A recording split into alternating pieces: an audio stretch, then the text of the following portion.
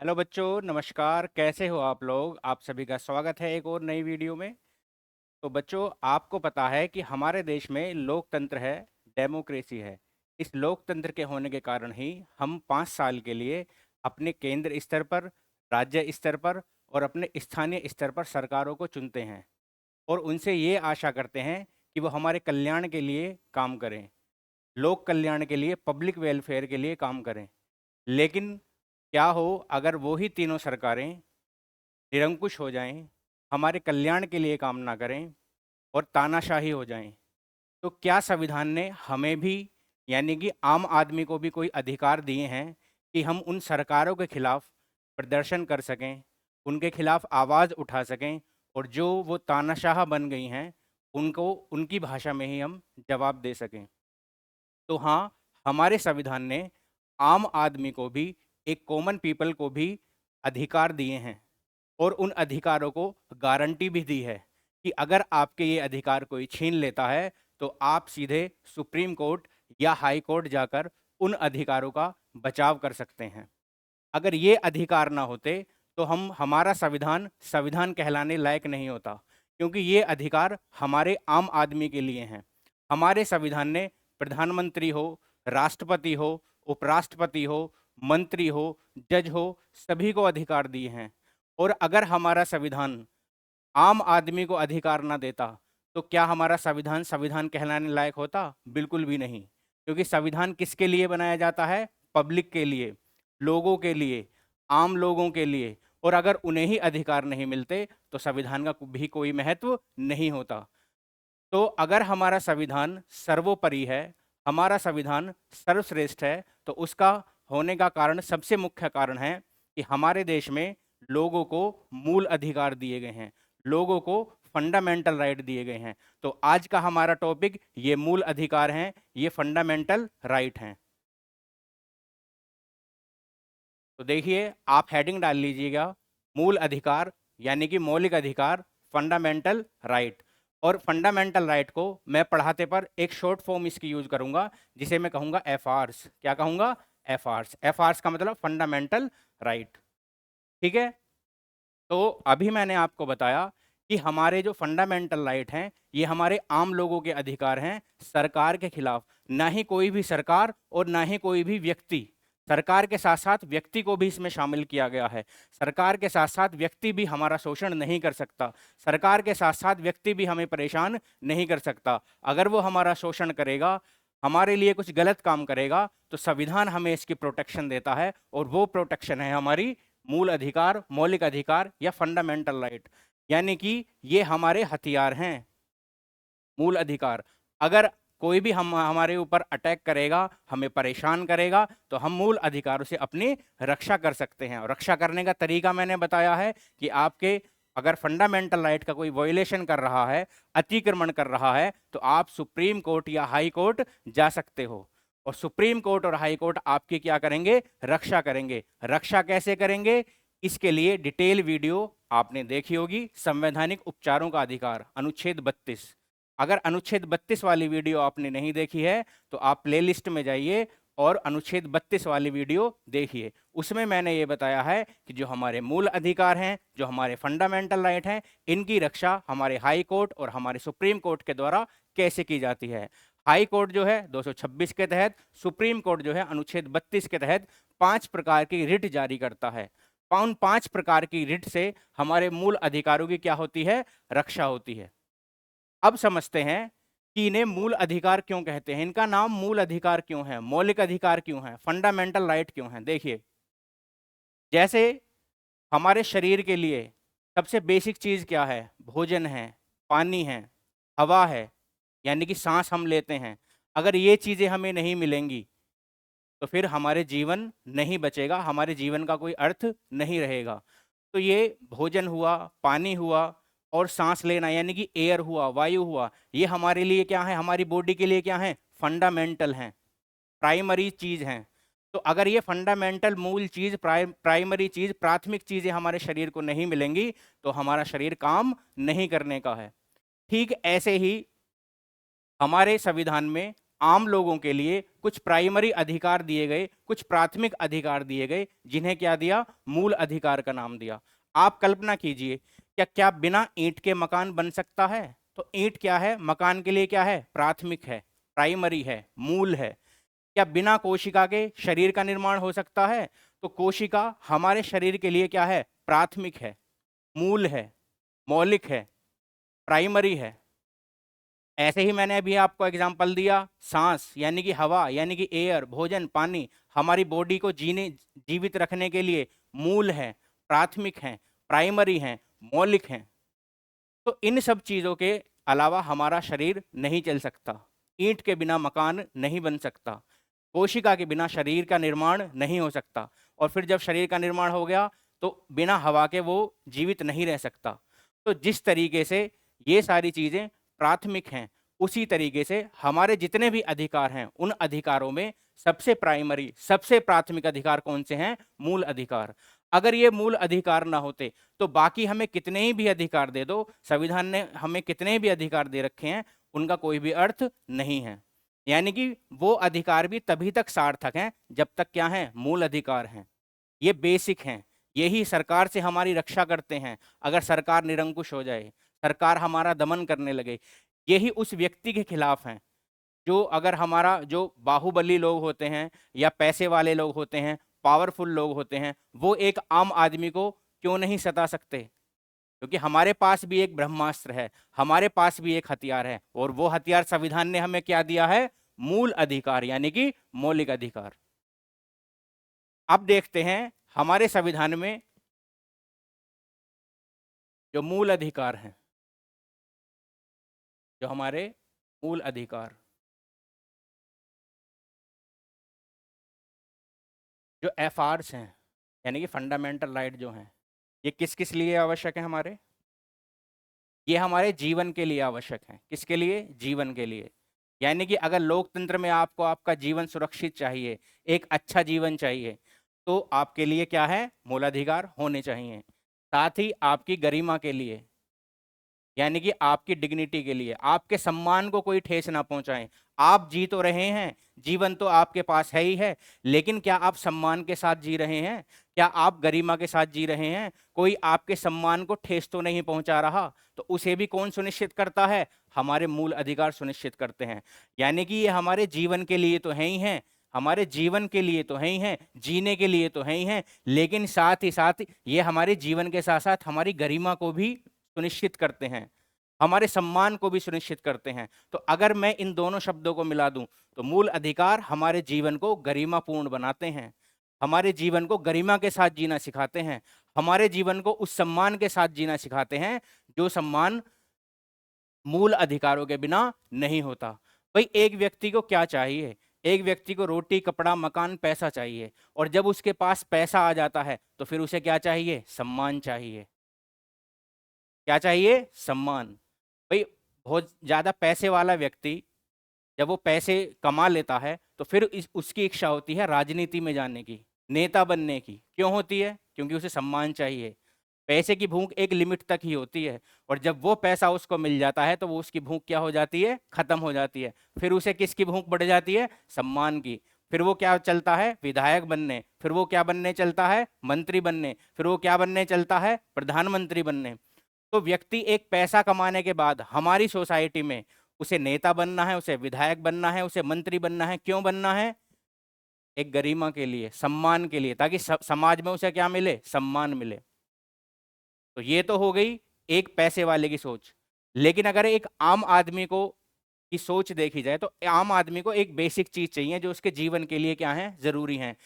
लेकिन हमारे एफआर्स उसे गरिमा के साथ जीवन जीने की आज़ादी देते हैं कि आप जीवन तो जी रहे हो, लेकिन आप किसके साथ जियो? गरिमा के साथ जियो। तो ये हमारे जीवन की तो रक्षा करते ही हैं, साथ ही साथ हमारी सम्मान की, डिग्निटी की, गरिमा की भी क्या करते हैं? रक्षा करते हैं। और सम्मान पूर्वक जब हम जीवन जिएंगे, गरिमापूर्ण हम जब जीवन जिएंगे, तो उससे हमारा क्या होगा? सर्वांगीण विकास होगा। कैसा विकास होगा? सर्वांगीण विकास, ऑल राउंड डेवलपमेंट, सर्वांगीण विकास होगा। यानी कि ऑल राउंड डेवलपमेंट होगा, सर्वांगीण विकास। सर्वांगीण विकास मतलब सब तरीके का विकास, नैतिक विकास, बौद्धिक विकास, शारीरिक विकास, भौतिक विकास, सारे विकास में कौन आ जाते हैं? सर्वांगीण विकास। तो अब अगर आपसे कोई पूछे कि मूल अधिकार जो हैं वो हमारे लिए क्यों आवश्यक हैं, तो आपको ये 3 शब्द ध्यान रखने हैं: जीवन, गरिमा और सर्वांगीण विकास। हमारे मूल अधिकार हमें जीवन जीना सिखाते हैं, और जीवन जीने के साथ साथ कैसे? गरिमापूर्ण जीवन। कैसा जीवन? गरिमापूर्ण जीवन। और उस गरिमापूर्ण जीवन को जब हम जिएंगे तो हमें सर्वांगीण विकास भी प्राप्त हो जाएगा, सब तरीके का विकास प्राप्त हो जाएगा। तो एफआर्स हमारे जीवन की, हमारे गरिमा की, हमारे सर्वांगीण विकास की व्यवस्था करते हैं। अब देखिए, हमारे देश में अधिकार हैं कितने? भारत में अधिकार हैं कितने प्रकार के? भारत में अधिकार है, हमारे भारत में अधिकार हैं कितने प्रकार के? अगर कोई आपसे पूछने लगे कि भाई आपने फंडामेंटल राइट तो पढ़ लिया, बाकी और अधिकार कितने प्रकार के हैं, तो वो भी देख लो। बाकी अधिकार कौन कौन से हैं? हमारे भारत में जो अधिकार हैं, सबसे पहला विधिक अधिकार हम ले लेते हैं। विधिक, जिसे हम वैधानिक अधिकार भी कह देते हैं। वैधानिक अधिकार, इंग्लिश में इसे बोलेंगे लीगल राइट्स या स्टेटुअरी राइट्स। लीगल राइट, विधि या वैधानिक अधिकार। दूसरा अधिकार कौन सा है? दूसरा अधिकार है संवैधानिक अधिकार, यानी कि कॉन्स्टिट्यूशनल राइट। संवैधानिक अधिकार, कॉन्स्टिट्यूशनल राइट, संवैधानिक अधिकार, कॉन्स्टिट्यूशनल राइट। तीसरे अभी मैंने आपको बताए, कौन से? मूल अधिकार। मूल अधिकार, फंडामेंटल राइट। तो कौन कौन से अधिकार हो गए? लीगल राइट, कॉन्स्टिट्यूशनल राइट और फंडामेंटल राइट। अब विधिक अधिकार कौन से हैं? जो विधि द्वारा प्रदान किए गए हैं। प्रोवाइडेड किसके द्वारा किए गए हैं? लॉ के द्वारा। विधि द्वारा प्रदान, यानी कि provided by law. Provided by law, विधि द्वारा प्रदान। यानी कि जो भी अधिकार सरकार कानून बना रही है और कानून बनाकर हमें कोई भी अधिकार दे रही है, तो हमारा वो अधिकार कैसा अधिकार होगा? हमारा विधिक अधिकार होगा, वैधानिक अधिकार होगा। उसे हम कहेंगे विधि द्वारा प्रदान अधिकार। संवैधानिक अधिकार, जो संविधान ने हमें दिए हैं, संविधान द्वारा दिए गए, जो कॉन्स्टिट्यूशन ने हमें दिए हैं संविधान द्वारा। ये किसने दिए हैं? संविधान ने। अब वो संवैधानिक अधिकार मूल अधिकार भी हो सकते हैं, क्योंकि ये भी तो हमारे कॉन्स्टिट्यूशन में है। ये हमारे संवैधानिक अधिकार भी कहलाएंगे और मूल अधिकार भी कहलाएंगे। और इन मूल अधिकारों से अलग जो अधिकार हैं वो भी संवैधानिक अधिकार हैं। तो कहने का मतलब हो गया, संविधान द्वारा दिए गए अधिकार मूल अधिकारों के साथ साथ और भी जो अधिकार हैं उन्हें सभी को क्या कहते हैं? संवैधानिक अधिकार कहते हैं। उसके बाद है मूल अधिकार। मूल अधिकार कौन से हैं? जो भाग 3 में दिए गए हैं, जो भाग 3 में, पार्ट 3 में दिए गए हैं, भाग 3 में दिए गए हैं। कौन सा भाग प्रोवाइड कराता है? भाग 3। कहने का मतलब, अगर अब आपसे कोई पूछे भारत में अधिकार कितने प्रकार के हैं? 3 प्रकार के। विधिक अधिकार यानी कि लीगल राइट, वो कौन से हैं? जो विधि द्वारा प्रदान किए गए हैं। संवैधानिक अधिकार, जो संविधान द्वारा दिए गए हैं। अब चाहे वो मूल अधिकार हो या अन्य अधिकार हो, वो सारे क्या हैं? संवैधानिक अधिकार हैं। और मूल अधिकार कौन से हैं? जो संविधान के केवल भाग कौन से में हैं? 3 में हैं। तो कितने अधिकार हो गए? 3 प्रकार के अधिकार। अब आते हैं आगे। हमारे जो एफआर्स हैं, यानी कि मूल अधिकार हैं, जब हमारा संविधान लागू हुआ था, हमारा संविधान लागू कब हुआ था? 26 जनवरी 1950 को। 26 जनवरी 1950 को। तो इस 26 जनवरी 1950 को कितने मूल अधिकार थे? कितने प्रकार के थे? 7 प्रकार के। 7 प्रकार के मूल अधिकार। 7 प्रकार के मूल अधिकार थे। कितने प्रकार के? 7 प्रकार के। लेकिन वर्तमान में कितने हैं? प्रेजेंट टाइम में कितने हैं? वर्तमान में कितने हैं? 6 प्रकार के। वर्तमान में कितने हैं? 6 प्रकार के एफआर्स हैं। वर्तमान में कितने हैं? 6। अब एक कम कौन सा हो गया? वो है संपत्ति का अधिकार। कौन सा कम हो गया? संपत्ति का अधिकार, राइट टू प्रॉपर्टी। उस संपत्ति के अधिकार को 44th यानी कि 44वें संविधान संशोधन 1978 के द्वारा एफआर्स की श्रेणी से निकालकर मूल अधिकारों की श्रेणी से निकालकर एक विधिक अधिकार बना दिया, एक लीगल राइट बना दिया। जब वो अधिकार हम पढ़ेंगे तब समझेंगे कि उसे हमने लीगल राइट क्यों बनाया, उसके पीछे की एक कहानी है, उस कहानी को हम वहीं समझेंगे। फिलहाल हमें यहाँ इतना ध्यान रखना है, जब 26 जनवरी 1950 को 7 प्रकार के मूल अधिकार लागू हुए थे, वो अब वर्तमान में कितने रह गए हैं? 6 प्रकार के रह गए हैं। 6 प्रकार के एफआर्स हैं। कौन कौन से एफआर्स हैं देखते हैं। सबसे पहला है, सबसे पहला कौन सा है? समानता का अधिकार। समानता का अधिकार, right to equality, right to equality, समानता का अधिकार। दूसरा है स्वतंत्रता का अधिकार, राइट टू फ्रीडम, स्वतंत्रता का अधिकार, राइट टू फ्रीडम। तीसरा कौन सा है? शोषण के विरुद्ध अधिकार, शोषण के विरुद्ध अधिकार, right against exploitation, right against exploitation. चौथा है धार्मिक स्वतंत्रता का अधिकार, right to religious freedom, right to religious freedom,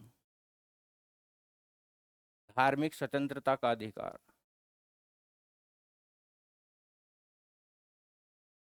पांचवा है संस्कृति यानी कि कल्चर, संस्कृति एवं शिक्षा संबंधी अधिकार, संस्कृति एवं शिक्षा संबंधी,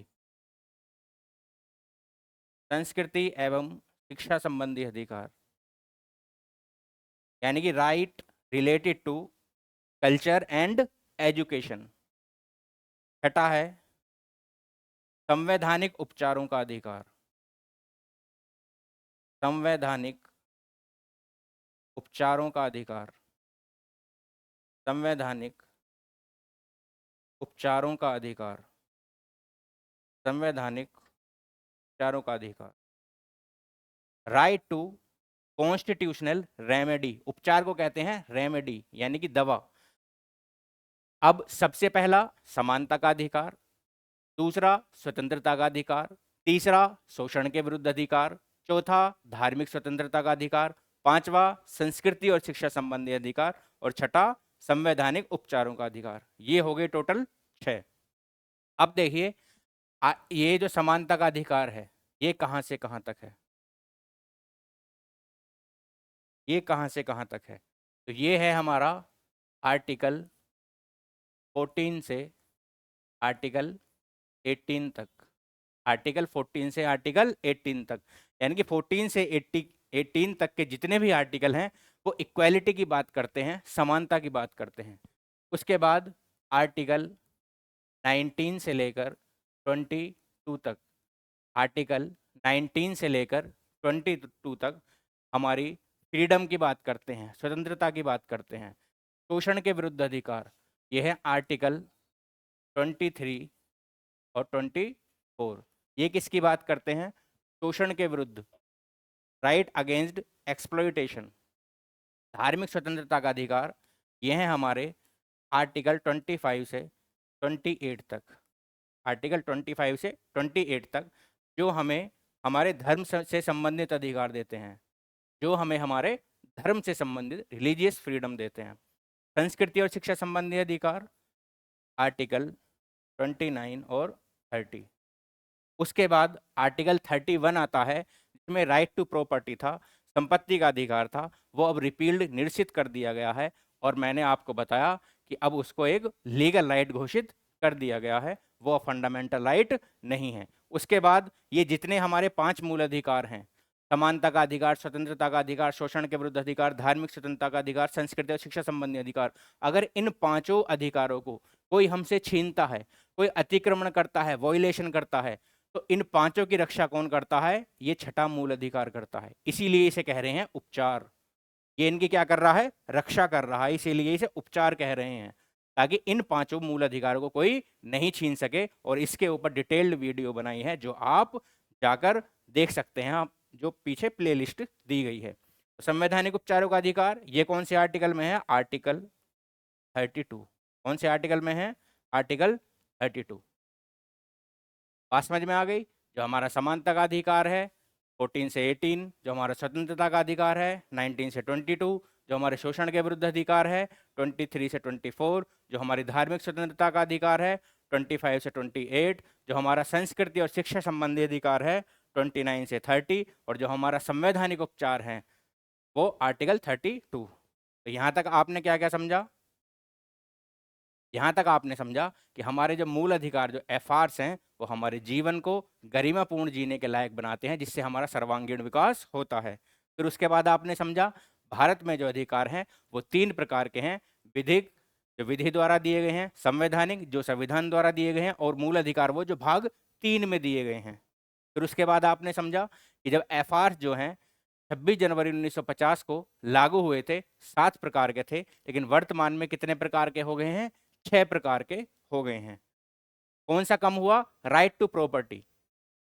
उसके बाद आपने समझा कि हमारे जो मूल अधिकार वो 6 हैं। कौन कौन से हैं? समानता का अधिकार 14 से 18, स्वतंत्रता 19 से 22, शोषण 23 और 24, धार्मिक स्वतंत्रता 25 से 28, संस्कृति और शिक्षा 29, 30, और संवैधानिक उपचारों का अधिकार 32। अब हम समझते हैं कि हमारे मूल अधिकारों की प्रकृति कैसी है, नेचर कैसी है। मूल अधिकारों की प्रकृति, ये नेचर में है कैसे? मूल अधिकारों की प्रकृति बहुत इंपॉर्टेंट है, अच्छे से समझना है। Nature of FRs, fundamental right. Nature of FRs, nature of FRs, fundamental right की प्रकृति कैसी होगी? देखिए ये नेचर में कैसे होंगे। सबसे पहला, क्या हम इनमें संशोधन, अमेंडमेंट कर सकते हैं? संशोधन, अमेंडमेंट कर सकते हैं। देखिए, क्या हम मूल अधिकारों में संशोधन कर सकते हैं, बदलाव कर सकते हैं, इन्हें बदल सकते हैं? तो देखिए, जो हमारे बेसिक मूल अधिकार है, मौलिक अधिकार हैं, जो अभी मैंने आपको समझाए, हम उनमें कोई भी बदलाव नहीं कर सकते। लेकिन कुछ मूल अधिकार ऐसे हैं जिनमें हम बदलाव कर सकते हैं, संशोधन कर सकते हैं। जैसे कि हमारा राइट टू प्रॉपर्टी था, आर्टिकल 31 था, उसके ऊपर भी काफ़ी सारे वाद आए, काफ़ी सारे केस चले, तब जाकर वो हटा। उसकी कहानी मैं आपको बताऊंगा। तो क्या हमारे संविधान में जो मूल अधिकार उनमें संशोधन हो सकता है? उनमें संशोधन हुआ है, हाँ हुआ है, संशोधन हुआ है। तो संशोधन हो सकता है। कहानी इसकी बाद में बताई जाएगी, कैसे संशोधन तक हम पहुंचे। लेकिन अमेंडमेंट, संशोधन हुआ है, हो सकता है संशोधन। अगर आपसे कोई पूछे एफआर्स में संशोधन हो सकता है, तो हो सकता है, अमेंडमेंट हो सकता है। दूसरी इसकी नेचर क्या है? क्या ये निलंबित यानी कि सस्पेंड हो सकते हैं? हो सकते हैं। निलंबित हो सकते हैं, सस्पेंड हो सकते हैं। कब होंगे? जब हमारे देश में राष्ट्रीय आपातकाल लगेगा, जब हमारे देश में आपातकाल के प्रावधान लागू होंगे। तो हमारे संविधान में ये व्यवस्था की गई है, जिस टाइम आपातकाल लगेगा तो हमारे जो मूल अधिकार हैं वो निलंबित हो सकते हैं, सस्पेंड हो सकते हैं, आर्टिकल 20 और 21 को छोड़कर। अभी हम आगे पढ़ेंगे आर्टिकल 20 और आर्टिकल 21। तो उन्हें छोड़कर बाकी सारे मूल अधिकार निलंबित हो सकते हैं, सस्पेंड हो सकते हैं। आपसे कोई पूछे हमारे एफआर्स में संशोधन हो सकता है? बिल्कुल हो सकता है, हुआ भी है। आर्टिकल 31 को रिपील्ड किया है और बहुत सारे मूल अधिकार बाद में जोड़े भी हैं, कई मूल अधिकार जोड़े भी हैं, जैसे आर्टिकल 21A जोड़ा है, शिक्षा का अधिकार। ठीक है, तो संशोधन हो सकता है, घट भी सकते हैं, बढ़ भी सकते हैं। दूसरी बात, निलंबित, सस्पेंड हो सकते हैं, बिल्कुल हो सकते हैं। संविधान में ही प्रावधान किया गया है। क्या किया गया है प्रावधान? कि हमारे आपातकाल में सस्पेंड हो जाएंगे 20 और 21 को छोड़कर।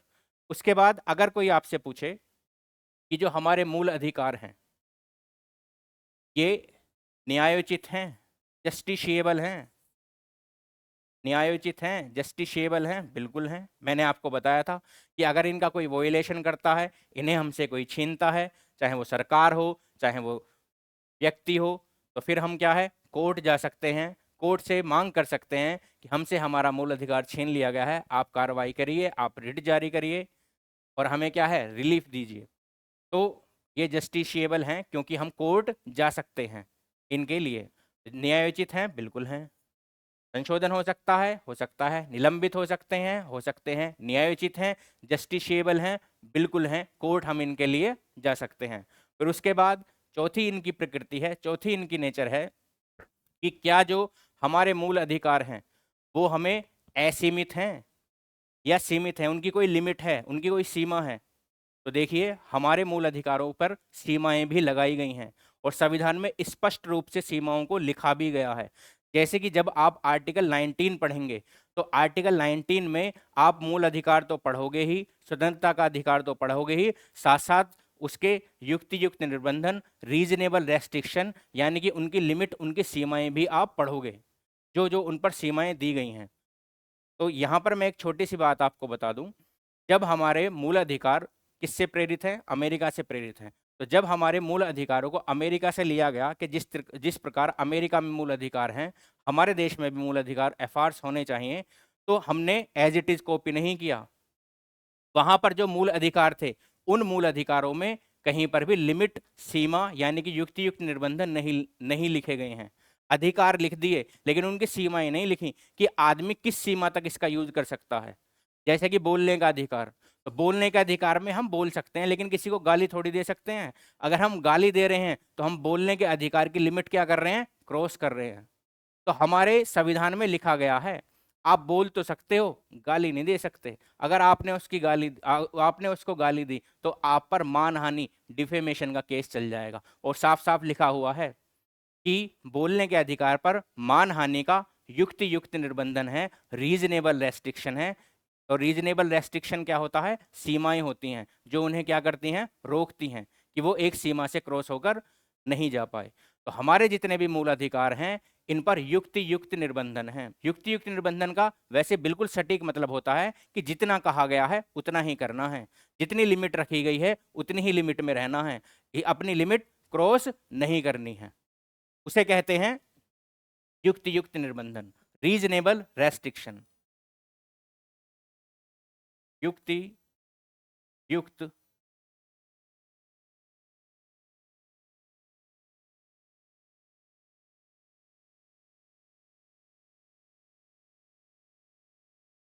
युक्ति युक्त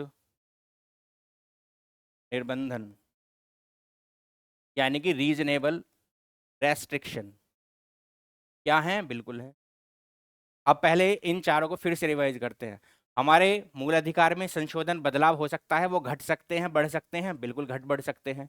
सस्पेंड हो सकते हैं, बिल्कुल हो सकते हैं, 20 और 21 को छोड़कर। कब सस्पेंड हो सकते हैं? हमारे आपातकाल में। क्या वो जस्टिशिएबल हैं? क्या हम उनके लिए कोर्ट में जा सकते हैं? क्या ये वाद योग्य हैं? क्या हम इनके लिए वाद लेकर कोर्ट में जा सकते हैं? बिल्कुल जा सकते हैं। मैंने अभी बताया आर्टिकल 32 के तहत सुप्रीम कोर्ट में और 226 के तहत हाई कोर्ट में। क्या इन पर युक्त निर्बंधन है, रीजनेबल रेस्ट्रिक्शन है? हाँ बिल्कुल है। क्यों है? ताकि हम इनका एक लिमिट तक ही यूज कर सकें। उस लिमिट को क्रॉस करके किसी को गाली ना दें, किसी को हार्म ना करें, किसी को कोई नुकसान ना पहुंचाएं, केवल अपने अधिकारों का प्रयोग करें। तो ये हमें अपने लिए दिए गए हैं, अपनी सुरक्षा के लिए दिए गए हैं, ना कि किसी दूसरे को दिक्कत देने के लिए कि हमारे पास अधिकार हैं अब हम आपको परेशान करेंगे। नहीं, ये धारणा नहीं है एफआर्स की। एफआर्स की धारणा ये है कि आम आदमी की सुरक्षा हो और वो दूसरे आदमी को नुकसान ना पहुंचाए। दूसरे आदमी को नुकसान ना पहुंचाए इसीलिए उस पर क्या है? युक्त निर्बंधन लगाए गए हैं, रीजनेबल रेस्ट्रिक्शन लगाए गए हैं। उसके बाद देखिए, क्या हम इनका त्याग कर सकते हैं, इन्हें गिव अप कर सकते हैं? तो नहीं कर सकते। इनका त्याग हम नहीं कर सकते। क्यों नहीं कर सकते त्याग?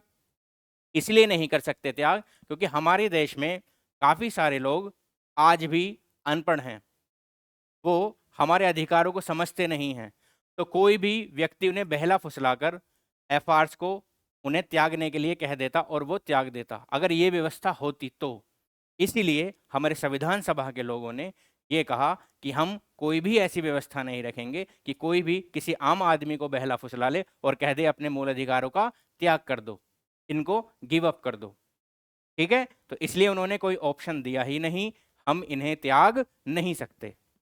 उसके बाद क्या हमारे जो मूल अधिकार हैं वो केवल नागरिकों को प्राप्त हैं या विदेशियों को भी प्राप्त हैं? तो दोनों को प्राप्त हैं।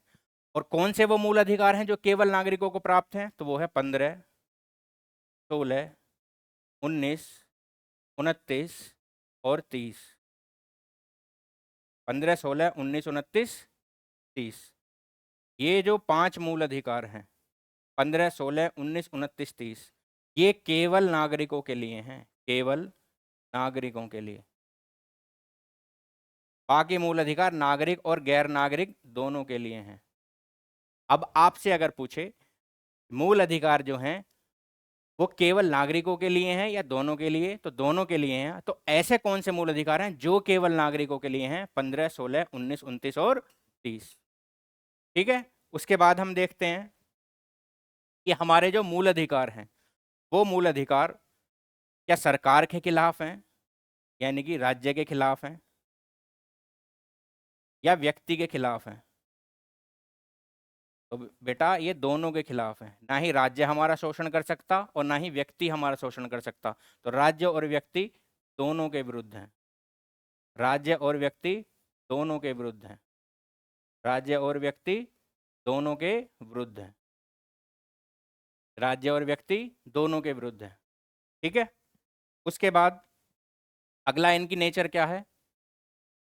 अगला इनकी नेचर है ये पॉजिटिव हैं या निगेटिव हैं? तो ये क्या है? अधिकांश नकारात्मक हैं। अधिकांश क्या है? नकारात्मक। अब ये नकारात्मक क्यों कह रहे हैं हम इन्हें? क्योंकि ये रोक लगाते हैं। क्या लगाते हैं? रोक लगाते हैं।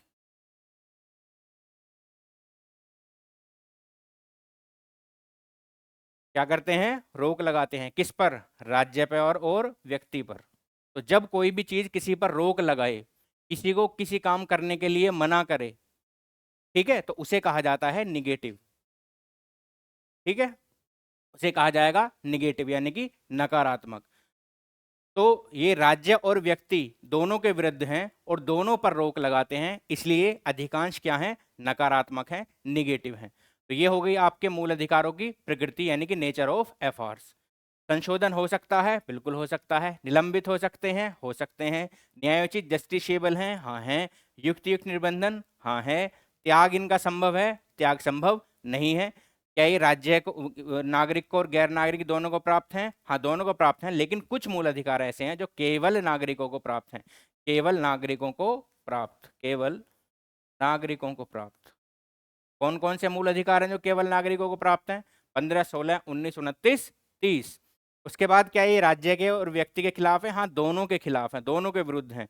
और दोनों को हमारा शोषण करने से रोकते हैं, मना ही करते हैं, उन पर बैन लगाते हैं कि आप शोषण नहीं कर सकते। इसीलिए ये क्या है? नकारात्मक है। इसीलिए ये क्या है? नकारात्मक। अधिकांश क्या है? निगेटिव है। ये हो गई हमारे मूल अधिकारों की प्रकृति, नेचर ऑफ एफर्ट्स। अब इसके बाद हम अपने मूल अधिकारों की शुरुआत करते हैं। देखिए हमारे जो एफआर्स हैं, अभी मैंने आपको बताया ये हमारे संविधान के कौन से पार्ट में है? भाग कौन से में है? 3 में। कौन से भाग में है? भाग 3 यानी कि पार्ट 3। पार्ट कौन से में है? 3 में। आर्टिकल अगर इनका कोई पूछेगा कहाँ से कहाँ तक है, तो इनका अनुच्छेद आर्टिकल है 12 से 35, यानी कि आर्टिकल 12 से 35 तक पार्ट 3 में क्या है? हमारे एफआर्स हैं। तो अब हम एक एक करके इन सभी आर्टिकलों को पढ़ेंगे। तो सबसे पहले पढ़ेंगे आर्टिकल 12। सबसे पहले पढ़ेंगे अनुच्छेद 12। अनुच्छेद 12। अनुच्छेद 12।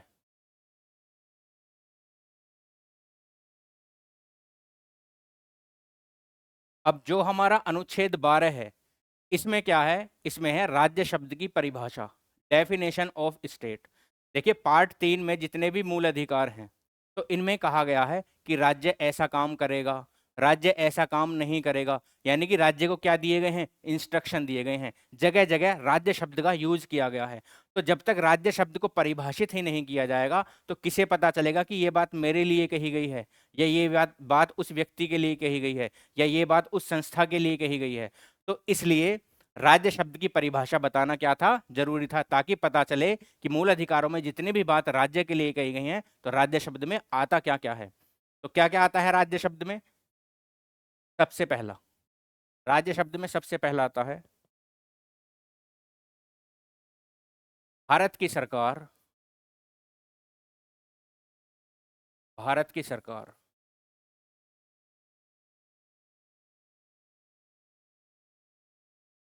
भारत की सरकार यानी कि गवर्नमेंट ऑफ इंडिया।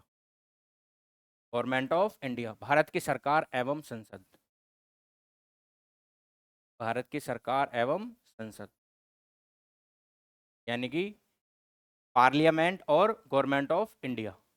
दूसरा आता है, दूसरा क्या है, दूसरा है राज्य की सरकार। दूसरा क्या है, राज्य की सरकार यानी गवर्नमेंट ऑफ स्टेट। जो हमारे जितने भी स्टेट हैं उनकी गवर्नमेंट होती है। राज्य की सरकार एवं, अब जैसे यहाँ संसद है तो यहाँ क्या होगा, विधानमंडल। राज्य की सरकार एवं विधानमंडल, राज्य की सरकार एवं विधानमंडल। तीसरा क्या है, तीसरा है स्थानीय प्राधिकारी। क्या है तीसरा, स्थानीय प्राधिकारी।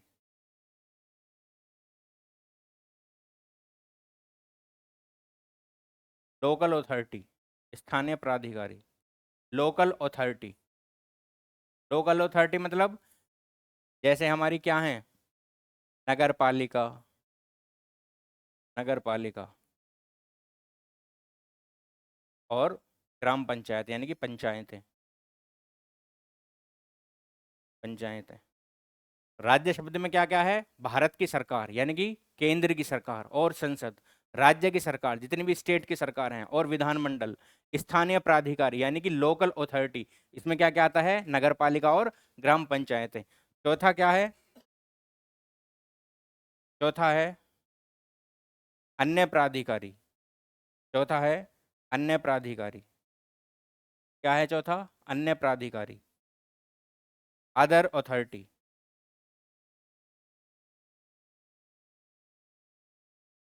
अन्य प्राधिकारी, अन्य प्राधिकारी, अन्य प्राधिकारी का मतलब क्या है, अन्य प्राधिकारी का मतलब है जो भी संस्था सरकार के लिए काम कर रही है, इसके लिए सरकार के लिए काम कर रही है, उस संस्था में सरकारी लोग मैनेजमेंट का काम कर रहे हैं, सरकार के लोग मैनेजमेंट को संभाल रहे हैं, उस संस्था में सरकार का पैसा लगा हुआ है।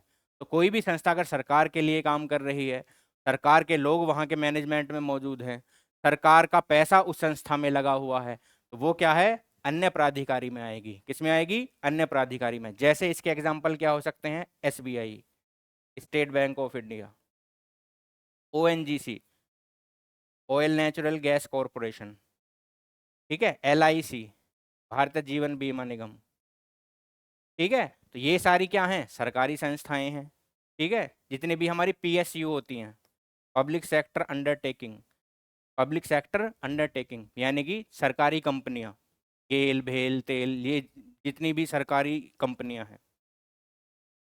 तो सबसे पहला भारत की सरकार एवं संसद, दूसरा राज्य की सरकार और विधानमंडल, तीसरा स्थानीय प्राधिकारी यानी कि नगर पालिका और पंचायतें, और चौथा अन्य प्राधिकारी, अदर जितने भी प्राधिकारी हैं। कौन कौन से आ जाएंगे उसमें, एसबीआई, ये सरकार के लिए काम कर रही है, इसमें सरकार के लोग मैनेजमेंट में हैं, सरकार इसके लिए पैसा खर्च कर रही है। तो ये तीन कंडीशन याद रखना। क्या उस संस्था को सरकार ने स्थापित किया है किसी कानून के तहत, उस संस्था में क्या है, जो मैनेजमेंट है उसमें सरकार के लोग हैं या नहीं है, उसमें सरकार का पैसा है या नहीं है, तो वो संस्था क्या कहलाएगी, अन्य प्राधिकारी। तो ये सारी संस्था ऐसे ही हैं, एसबीआई, ओएनजीसी, एलआईसी और पीएसयू। इन सभी संस्थाओं में सरकारी लोग काम कर रहे हैं, उनके मैनेजमेंट में सरकारी लोग काम कर रहे हैं, इनमें पैसा भी किसका लगा है, सरकार का लगा है, इसलिए इन पर सभी पर क्या है, मूल अधिकार लागू होंगे। ठीक है। तो अब अनुच्छेद 12 में आपने राज्य शब्द की परिभाषा पढ़ ली, अनुच्छेद 12 में क्या है, ये तो मैं लिखना ही भूल गया। क्या, राज्य शब्द की परिभाषा लिख लो, डेफिनेशन ऑफ स्टेट, यानी कि राज्य शब्द की परिभाषा, यानी कि डेफिनेशन ऑफ स्टेट लिख लेना है, राज्य शब्द की परिभाषा, डेफिनेशन ऑफ स्टेट। तो ये 4 चीजें आपको ध्यान रखनी है, ठीक है। अब आते हैं आर्टिकल 13 के ऊपर। अब देखो, आर्टिकल 12 के बाद जब 13, 14, 15 जितने भी आर्टिकल आगे तक पढ़ेंगे उसमें बार बार राज्य शब्द का यूज होगा। तो जब भी राज्य शब्द का यूज हो, ये 4 चीजें आपको ध्यान में रखनी है, ठीक है। और यहाँ पर ईटीसी भी लगा दो, इनसे अलग भी हमारे स्थानीय प्राधिकारी हैं काफी सारे। अब आते हैं अपने आर्टिकल 13 की तरफ। किसकी तरफ आते हैं, आर्टिकल 13 यानी कि अनुच्छेद 13। अनुच्छेद 13, आर्टिकल 13, ठीक है। आर्टिकल 13 में क्या है, अनुच्छेद 13 में क्या है, देखते हैं। देखिए, अनुच्छेद 13 जो है, ये हमारे मूल अधिकारों को संरक्षण देता है और ये कहता है कि जितने भी हमारे कानून बनेंगे, चाहे वो कानून संसद बनाए या वो कानून विधानमंडल बनाए, जो भी कानून है उन कानूनों को उस हिसाब से बनाना पड़ेगा कि वो हमारे मूल अधिकारों का अतिक्रमण ना करें, उनका वॉयलेशन ना करें। और अगर वो उनका वॉयलेशन कर रहे हैं तो वॉयलेशन की मात्रा तक, उल्लंघन की मात्रा तक वो क्या होंगे, शून्य होंगे। उल्लंघन की मात्रा तक शून्य होने का मतलब क्या है, उल्लंघन की मात्रा तक शून्य होने का मतलब है कि अगर किसी भी कानून में मान लो 10 पॉइंट हैं, 10 बातें हैं, उन 10 में से मान लो 5 बातें ही मूल अधिकारों का उल्लंघन कर रही हैं, तो पूरा कानून जो है वो शून्य नहीं होगा, पूरा कानून जो है वो असंवैधानिक नहीं होगा। केवल वो कानून की वो 5 बातें असंवैधानिक होंगी। वो 5 बातें ही, कौन सी 5 बातें, जो हमारे मूल अधिकारों को क्या कर रही हैं, उल्लंघन कर रही हैं, वो 5 बातें ही शून्य होंगी, बाकी 5 बातें एज इट इज रहेंगी और वो कानून लागू हो सकता है। ये सारी बातें किस में कही गई हैं, आर्टिकल 13 में, अनुच्छेद 13 में। तो अनुच्छेद 13 में किसकी बात की गई है, अनुच्छेद 13 में बात की गई है कानूनों के बारे में, ठीक है। अनुच्छेद 13 क्या है, अनुच्छेद 13, अनुच्छेद 13 है मूल अधिकारों से, मूल अधिकारों से, मूल अधिकारों से यानी कि फंडामेंटल राइट से असंगत, असंगत मतलब इनकॉन्सिस्टेंट, असंगत का मतलब इनकॉन्सिस्टेंट, मूल अधिकारों से असंगत या उनका अल्पीकरण, अल्पीकरण यानी कि इंडेरोगेशन। अल्पीकरण को कहते हैं इंडेरोगेशन, असंगत को कहते हैं इनकॉन्सिस्टेंट। तो मूल अधिकारों से असंगत या उनका अल्पीकरण करने वाली विधियां, करने वाली विधियां, मूल अधिकारों से असंगत या उनका अल्पीकरण करने वाली विधियां, ये कहाँ दी गई हैं, ये दी गई हैं हमारे आर्टिकल 13 में। इनकी बात कही गई है कि अगर कोई भी विधि है वो असंगत है, इनकॉन्सिस्टेंट है या अल्पीकरण कर रही है, इंडेरोगेशन कर रही है, किसका, हमारे एफआर्स का, तो उनसे संबंधित प्रावधान कौन से आर्टिकल में क्या किया गया है, आर्टिकल 13 में। तो आर्टिकल 13 क्लोज 1 कहता है, आर्टिकल 13 क्लोज 1,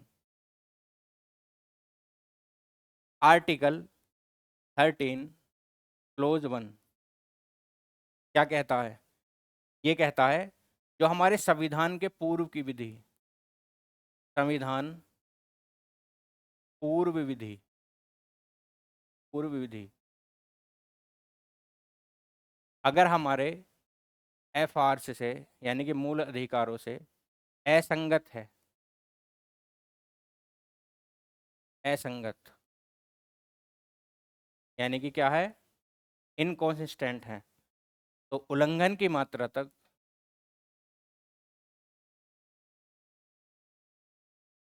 उल्लंघन की मात्रा तक, उल्लंघन की मात्रा तक वो क्या होगी, शून्य होगी, उल्लंघन की मात्रा तक शून्य होगी। आर्टिकल 13 क्लोज 1 कहता है कि अगर संविधान से पहले की कोई भी विधि है, संविधान हमारा कब लागू हुआ है, 26 जनवरी 1950 को। अब 26 जनवरी 1950 से पहले किसके कानून चल रहे थे? अंग्रेजों के कानून चल रहे थे। तो हमने उन सारे कानूनों को समाप्त नहीं किया, बल्कि आर्टिकल 13(1) में ये कह दिया कि जितने भी संविधान से पहले के कानून होंगे, अगर उनमें कोई बात ऐसी होगी जो हमारे भाग 3 से, मूल अधिकारों से क्या होगी? असंगत होगी। क्या होगी? असंगत होगी। उनका क्या कर रही होगी? अल्पीकरण कर रही होगी। ठीक है। तो उल्लंघन की मात्रा तक, उल्लंघन की मात्रा तक का मतलब कि उस कानून के वो ही प्रावधान जो है शून्य होंगे जो हमारे मूल अधिकारों का क्या कर रहे होंगे? वॉयलेशन कर रहे होंगे। पूरा का पूरा कानून जो है वो शून्य नहीं होगा। अगर किसी कानून की केवल 5 बात ही मूल अधिकारों से असंगत हैं, उनका अल्पीकरण कर रही हैं, उनका उल्लंघन कर रही हैं, तो केवल वो 5 बात ही शून्य होंगी, पूरा कानून शून्य नहीं होगा। इस लाइन का वही मतलब है कि उल्लंघन की मात्रा तक शून्य होंगी। तो आपको समझ आया होगा कि हमारी संविधान की जितनी भी पूर्व की विधि हैं, और संविधान की पूर्व विधि हैं कौन सी? ब्रिटिश कानून हैं। तो वो अगर वो हमारे एफआर्स से असंगत हैं, हमारे एफआर्स का उल्लंघन कर रहे हैं, तो उल्लंघन की मात्रा तक शून्य होंगी। यानी कि केवल वही प्रावधान जो है शून्य होंगे जो असंगत होंगे एफआर्स से, बाकी प्रावधान यानी कि पूरा कानून शून्य नहीं होगा। अगर आपसे कोई पूछे आर्टिकल 13(1) किससे संबंधित है, तो आपको केवल एक बात ध्यान रखनी है, किससे संबंधित है? संविधान पूर्व विधि से संबंधित है। किससे संबंधित है? संविधान पूर्व विधि से। उसके बाद आते हैं आर्टिकल 13(2). अब जो बात आर्टिकल 13 क्लोज 1 में किसके लिए कही गई है? संविधान पूर्व विधि के लिए।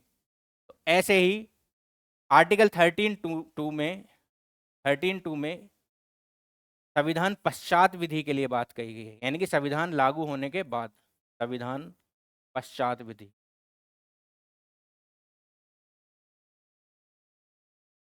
संविधान पश्चात विधि यानी कि संविधान के बाद की विधि, संविधान बनने के बाद की विधि। अगर किससे? हमारे एफआर्स से। किससे? हमारे एफआर्स से क्या है? असंगत है, इनकॉन्सिस्टेंट है, तो वो उल्लंघन की मात्रा तक, उल्लंघन की मात्रा तक, उल्लंघन की मात्रा तक क्या होगी? शून्य होगी। उल्लंघन की मात्रा तक क्या होगी? शून्य होगी। बात समझ में आ गई? आर्टिकल 13 क्लोज 1 कहता है कि संविधान से पहले की अगर कोई विधि एफआर से असंगत है तो उल्लंघन की मात्रा तक शून्य होगी।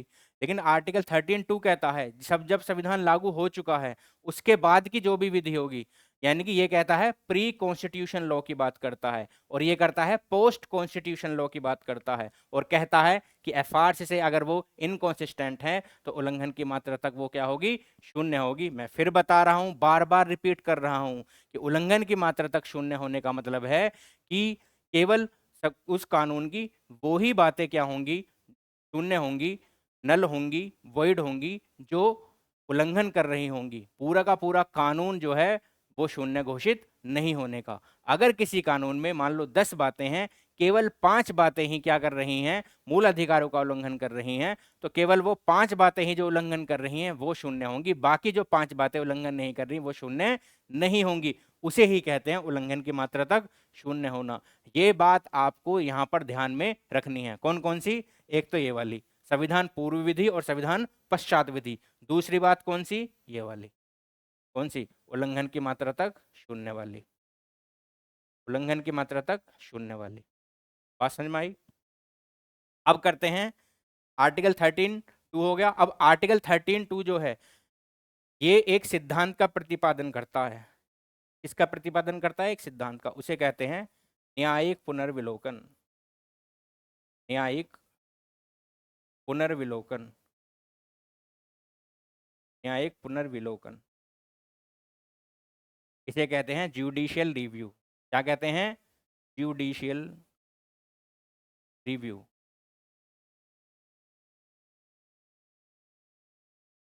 Judicial review.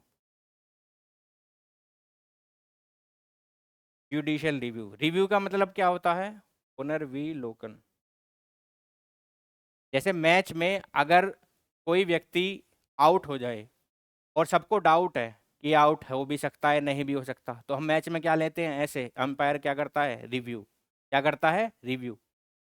रिव्यू का मतलब क्या हो गया, जो अभी घटना हुई है हमें वो दोबारा से देखनी है, उसका रिव्यू करना है, और ये देखनी है कि ये घटना जिस तरीके से हुई है वो हम उसका हमें अवलोकन करना है, क्या वो व्यक्ति आउट हुआ है या नहीं हुआ है। यानी कि हम पीछे जाकर उस घटना को देखते हैं, समझते हैं, उसे ही क्या कहते हैं, रिव्यू कहते हैं। ठीक ऐसे ही हमारी जो सुप्रीम कोर्ट है और जो हमारा हाई कोर्ट है वो क्या करता है, पुनर्विलोकन करता है। जो संसद ने और विधानमंडल ने जो कानून बनाए हैं उनको देखता है, उसे ही हम क्या कहते हैं, न्यायिक पुनर्विलोकन। और उनमें क्या देखता है कि क्या वो हमारे एफआर्स का, हमारे जो मूल अधिकार हैं उनका उल्लंघन तो नहीं कर रहे। अगर वो उल्लंघन कर रहे होंगे तो फिर वो क्या है, उल्लंघन की मात्रा तक क्या हो जाएंगे, शून्य हो जाएंगे।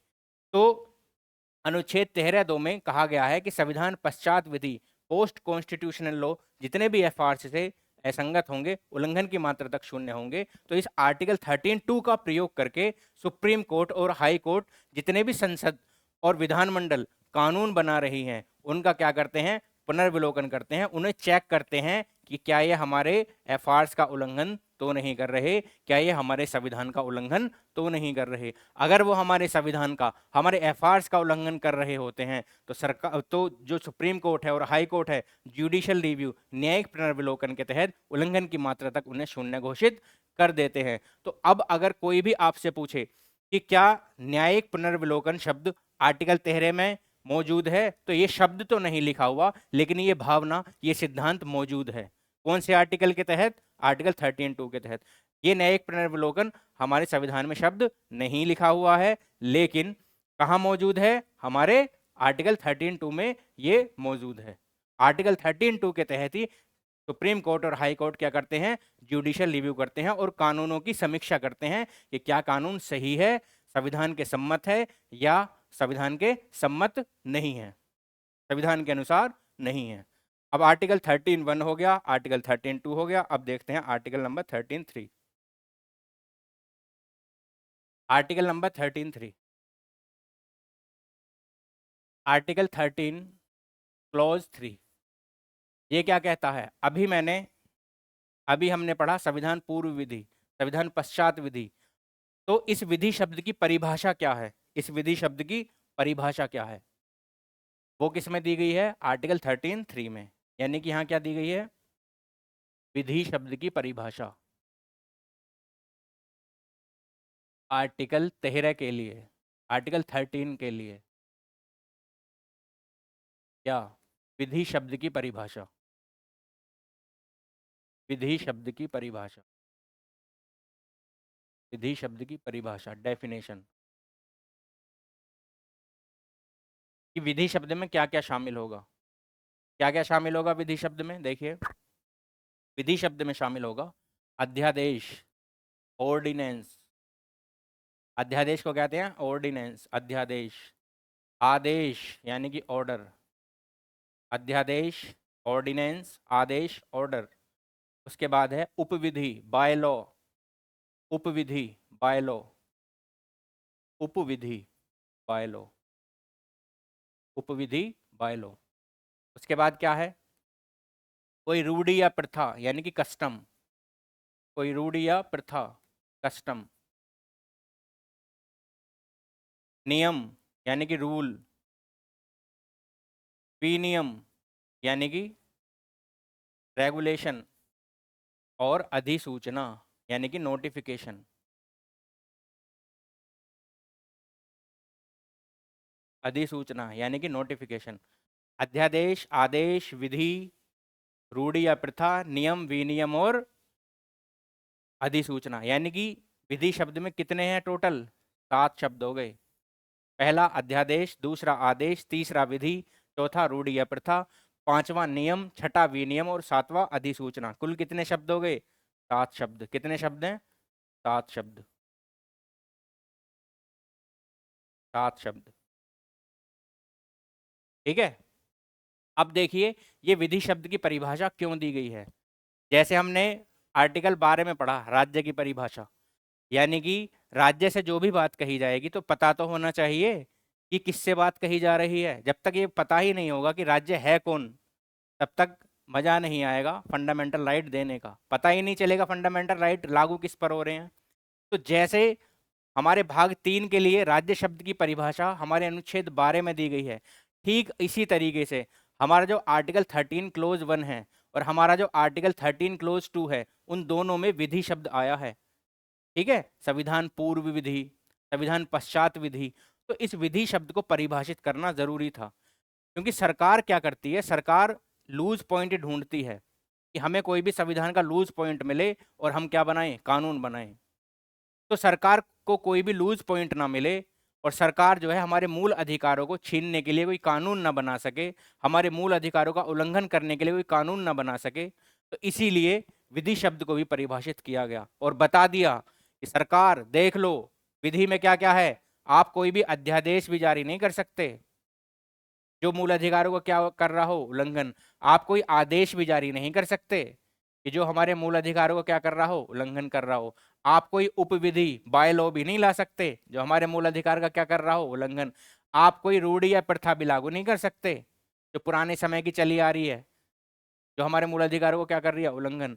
आप कोई नियम भी लागू नहीं कर सकते, आप कोई विनियम भी लागू नहीं कर सकते, आप कोई नोटिफिकेशन भी नहीं निकाल सकते, अधिसूचना जो हमारे मूल अधिकारों को क्या कर रही हो, उल्लंघन कर रही हो। तो अध्यादेश, आदेश, उपविधि, रूढ़ि प्रथा, नियम, विनियम और अधिसूचना, ये 7 शब्द जो हैं, ये 7 क्यों हैं, क्योंकि इन दोनों का मतलब एक ही है।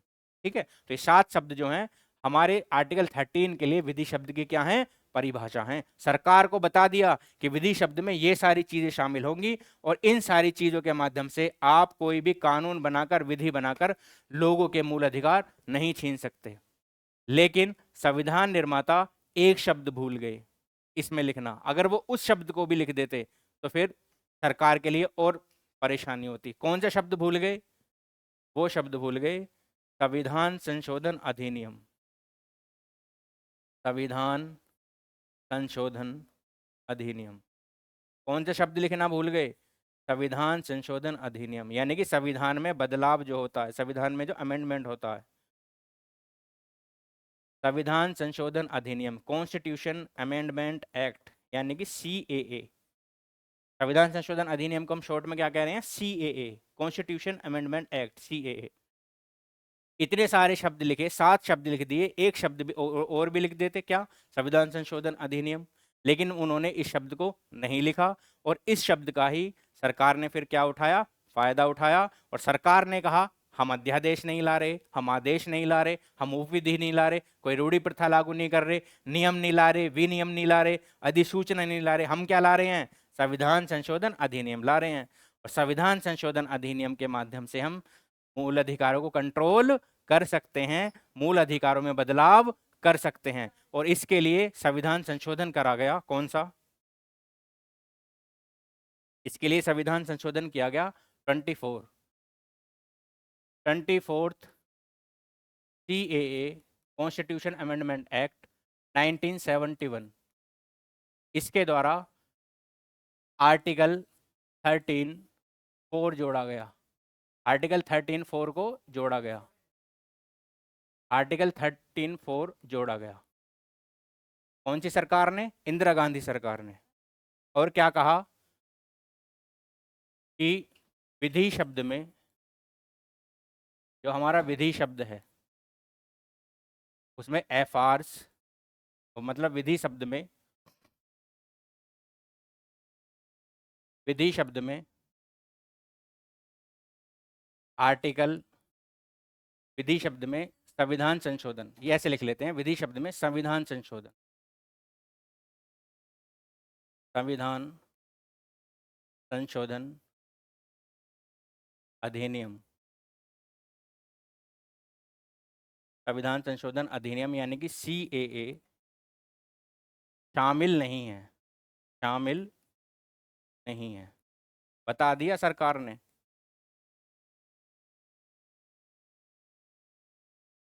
24th CAA 1971 के द्वारा आर्टिकल 13(4) जोड़कर इंदिरा गांधी सरकार ने यह बता दिया कि जो अनुच्छेद 13 है उसमें जो विधि शब्द है उसमें संविधान संशोधन अधिनियम शामिल नहीं है। संविधान के निर्माताओं ने जो वो 7 शब्द लिखे हैं, उन 7 शब्दों में संविधान संशोधन अधिनियम शामिल नहीं है। इसलिए हम इस संविधान संशोधन के माध्यम से, यानी कि सीएए के माध्यम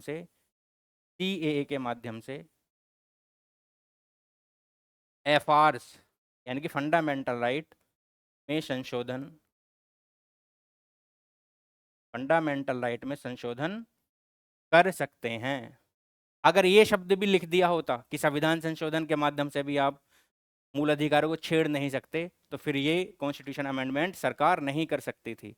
ठीक है, तो सरकार ने कॉन्स्टिट्यूशन के भाग 3 में मूल अधिकारों में संशोधन करने के लिए एक संविधान संशोधन किया और उसके माध्यम से बता दिया कि जो आर्टिकल 13 में विधि शब्द है, उस विधि शब्द में संशोधन शामिल नहीं है, संविधान संशोधन शामिल नहीं है। इसीलिए संविधान संशोधन अधिनियम सीएए के माध्यम से हम एफआरस में संशोधन कर सकते हैं। बात समझ में आई? तो आपको ये पूरी क्लास अच्छे से समझ में आई होगी। इस क्लास में हमने मूल अधिकारों को जाना कि वो क्या होते हैं, मूल अधिकारों की प्रकृति को जाना कि वो क्या होते हैं, फिर उसके बाद हमने राज्य शब्द की परिभाषा पढ़ी कि पूरे भाग 3 के लिए जहाँ जहाँ भी राज्य शब्द कहा जाएगा उसकी क्या परिभाषा होगी, उसमें कौन कौन शामिल होगा।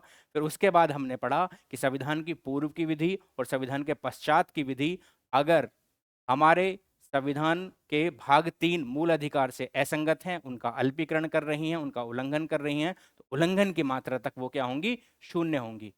अर्थात पूरा कानून शून्य नहीं होगा, केवल वही प्रावधान शून्य होंगे जो मूल अधिकारों का उल्लंघन कर रहे होंगे। फिर हमने आर्टिकल 13 में जो विधि शब्द है, उस विधि शब्द की परिभाषा पढ़ी कि हमारे संविधान बनाने वाले लोगों ने उस विधि शब्द में क्या क्या शामिल किया है। एक चीज वो शामिल करना भूल गए, कौन सी? संविधान संशोधन अधिनियम। और उसके लिए सरकार ने 24वां संविधान संशोधन अधिनियम 1971 लाकर यह बता दिया कि उस विधि शब्द में संविधान संशोधन अधिनियम शामिल नहीं है। इसलिए संविधान संशोधन अधिनियम के माध्यम से हम एफआरस में संशोधन कर सकते हैं। तो आप इस क्लास को सभी को शेयर करना। धन्यवाद।